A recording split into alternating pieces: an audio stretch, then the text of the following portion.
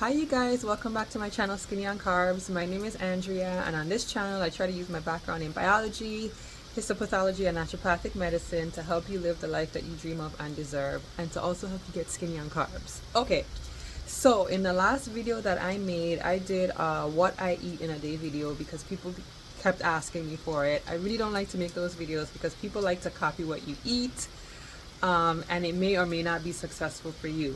So I am going to explain what I ate, why I ate it, and why I ate it in the order that I ate it in, and what that has to do with health, wellness, and weight loss. Okay, so let's get into it.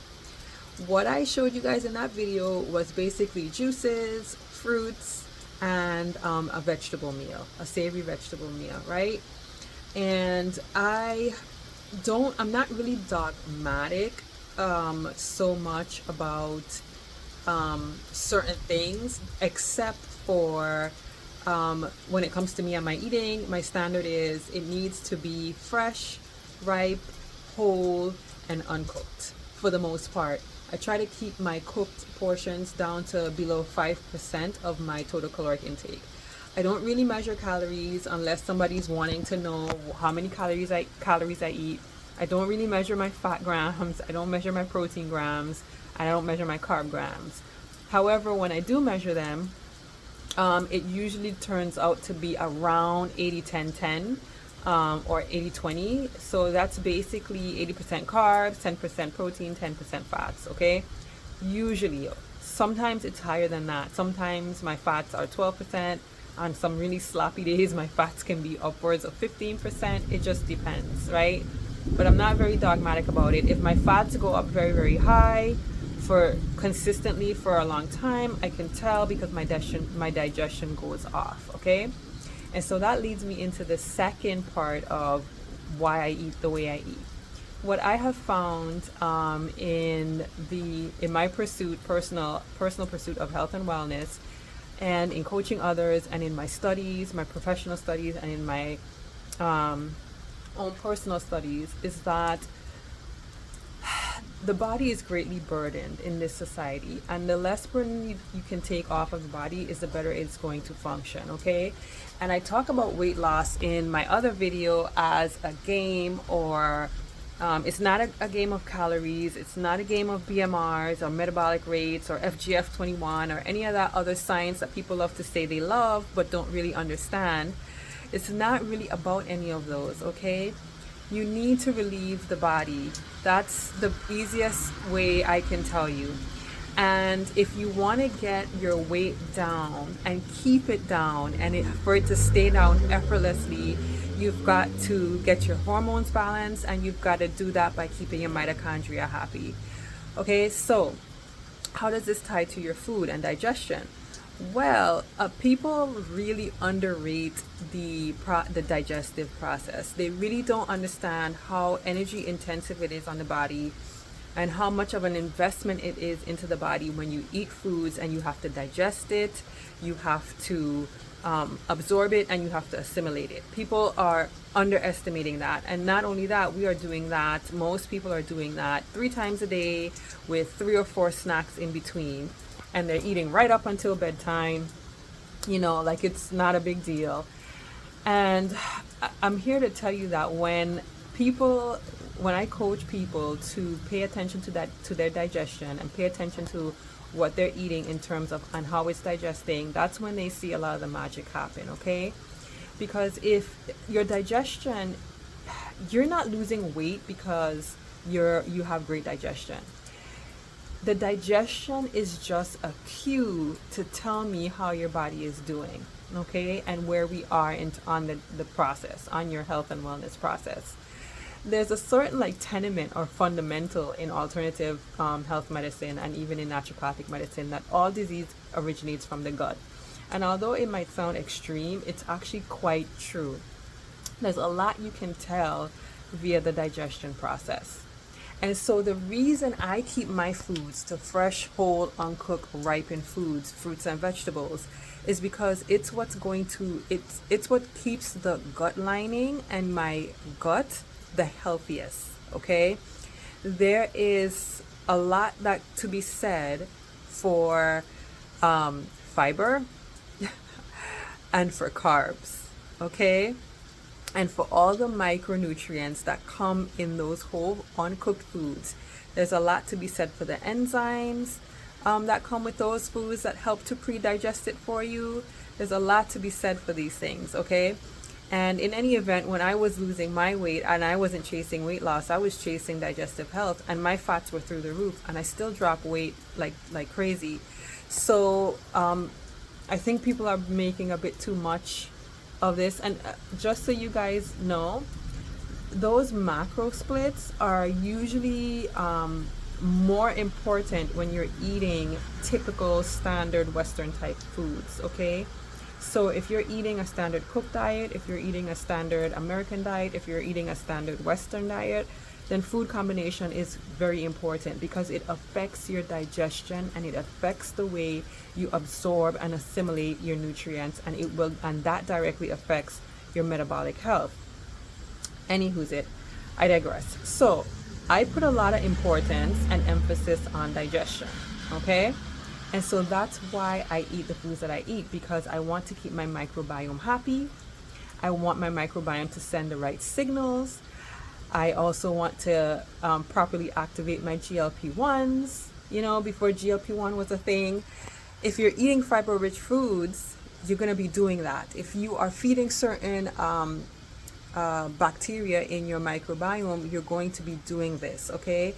There's a reason why the microbiome space is blowing up the way it is. It's because we're realizing that the microbiome has so much more to do with your health, your wellness, and your longevity. This is a hot topic in the longevity space. So is FGF21. I'm not sure why it's been creeping into the weight loss space. It has weight loss implications, but it's more to do with the longevity space, okay? And your protein concentrations, and you can regulate, upregulate or downregulate these hormones with your protein concentrations and with your amino acid profiles. This is complicated, unnecessarily complicated stuff that I am not going to dive into unless we are talking about longevity topics. Otherwise, it's pointless. You don't need to worry about FGF21 or any of these other hormones, okay? If you are eating the right foods, if you're eating the foods in whole form, if you're eating single ingredient foods, you will reap the benefits. So I've dragged on long enough. Okay, so that's why I eat the types of food that I eat. I don't want to eat complicated foods. I don't want to eat foods that are going to take a toll on my digestion. I don't want foods that are going to hang out in my gut for more than a few hours at a time. I want a fast bowel transit time, okay? That's also important. I want fast bowel transit time, and I want foods that are going to feed a nice huge array of the microbiome, because this is also key to staying slim. The postbiotics that your microbiome releases keeps your epithelial line, your endothelial and epithelial, lining of your gut healthy, which is critical for keeping you nice and slim. Okay, so all these things are important. That's why I eat fresh fruits and vegetables. We can go into mechanisms in another video. That's not what this video is for. So why do I eat the foods in the order that I eat them? All right, so I follow rhythms, okay? That's if you want to key into your mitochondria, you have to learn about rhythms. Everything is functioning on a rhythm. Everything in your body is functioning on a rhythm. There's a biological rhythm to everything. So if I want to sort of follow my rhythms, I need to understand what's going on in terms of my digestive rhythm, because my digestion has a rhythm as well. And I've explained in other videos that your digestion, when you wake up, okay, you are still in the elimination phase. You are in that elimination phase up until about 11 o'clock in the morning, but you're still in the elimination phase.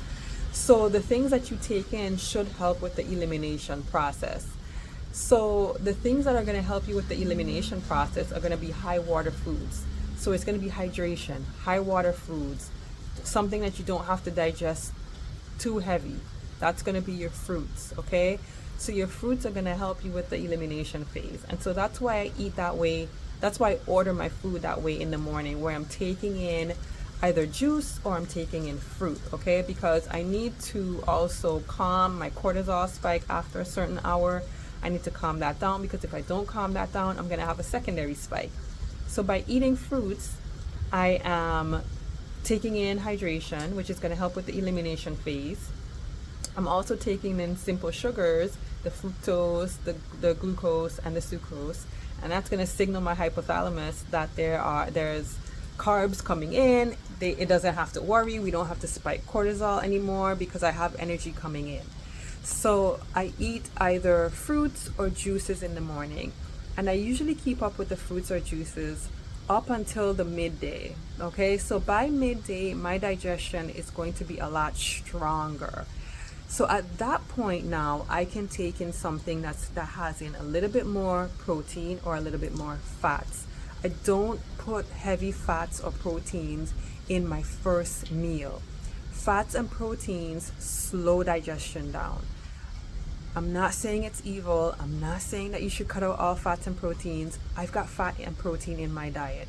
Fats and protein. I really eat fatty acids and amino acids. I don't like complicated nutrition.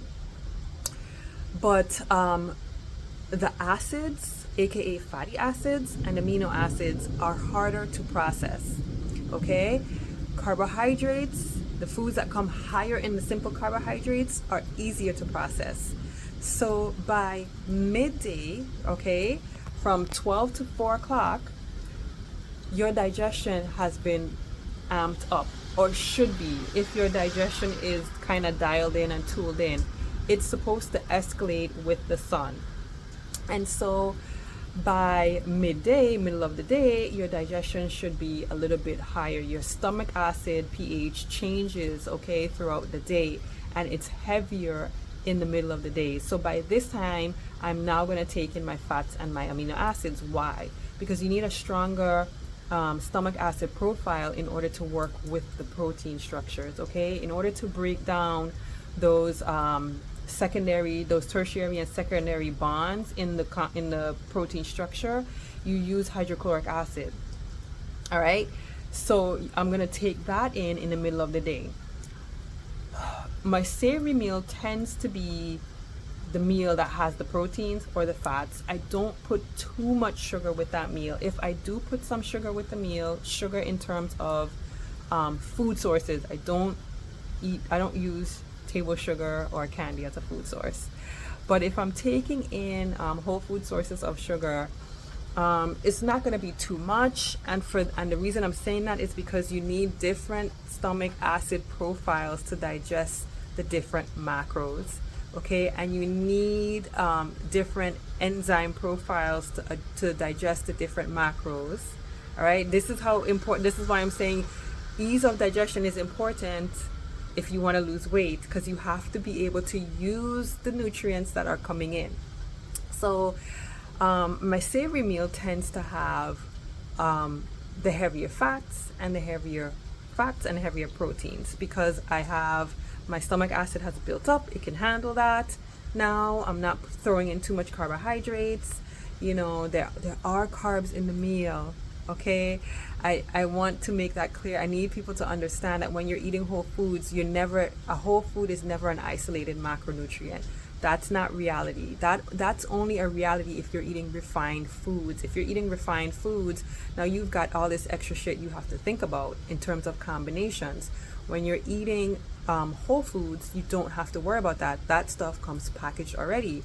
And whole food sources always have all three macronutrients. They will have them in different ratios, but they are there, okay? So when I say I'm eating my proteins and my fats in that meal, what I mean is my percentage of calories are higher in those meals, okay?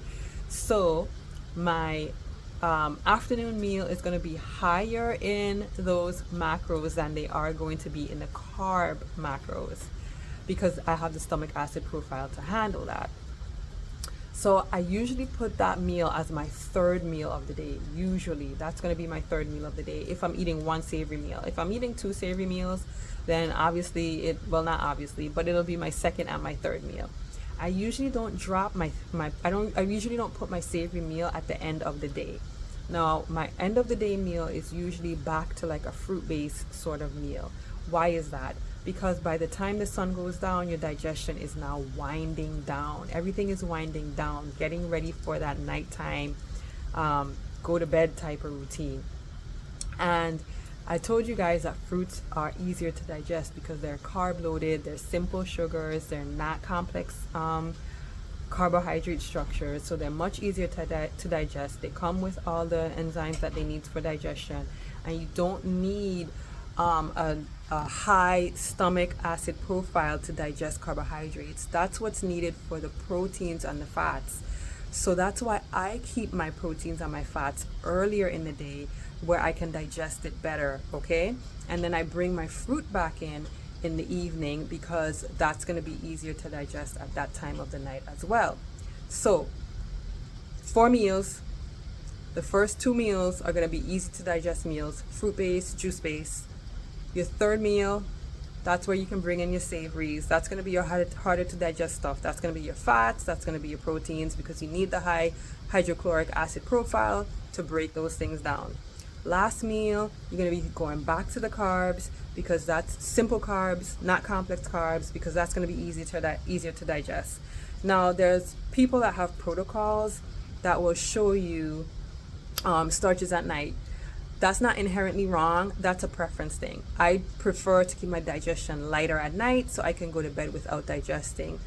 A lot of people say they can't go to sleep unless they have eaten some sort of starch. But the reason that is because the starch is sort of putting them into a little bit of a comatose state, meaning if you are eating something that requires heavy digestion at night, okay, you are calling on a lot of your body's energetic you're calling on a lot of energy from the body to digest that meal at night because your digestion dipped. It's nighttime, it dipped, it went down. So it's going to take a large investment of your biological energy in order to digest it. So you get tired, and a lot of people like that. They like that tired feeling because now it means that they can go to bed, right? And the reason I don't like that is because I don't want to digest during sleeping hours, because the sleeping hours is where I'm going to be resting, repairing, and detoxing. And those are the important fat burning hours, okay? That's the key here. That's why digestion is important, because at night when you're sleeping, when you're resting and you're repairing, you are now going into fat burning mode, meaning you're now going into lipid oxidation, aka detoxing, because lipid oxidation is a detox event. It's not ideally meant to be an energetic event. You are going to yield energy from the lipid oxidation, but the primary reason that you're oxidizing those lipids is to detox them, is to get into the adipose tissue, to get to the xenobiotics, so that your liver can take those xenobiotics, conjugate them, and put them either into the intestines or into your urine. And then when you wake up in the morning, right, now you're in the elimination phase. That's why you're going to eat something that can help you move the bowels, sweep things out, pee things out. So do we understand the rhythms here? There's a rhythm to this. And if you follow the rhythms, if you follow the biological rhythms, it's much easier intuitively to lose the weight. You don't have to work so hard at it. You don't have to count all your macros. You don't have to count all your, you know what I'm saying? If you just keep a nice, decent rhythm with whole foods, you will get there. You don't have to worry about counting this or counting that, or did I meet my calories? In that world, it's hard, and you have other consequences that come along with that, okay? A lot of the people that are showing you, I'm not even going to go there. It's just a harder world is what I'm going to say. All right. So I hope that video was helpful. I'll try to make more. I'll try to stay consistent. Peace, you guys. If you found something in this video that that was useful for you, please give me a like, share the video, and I'll see you guys later. Bye.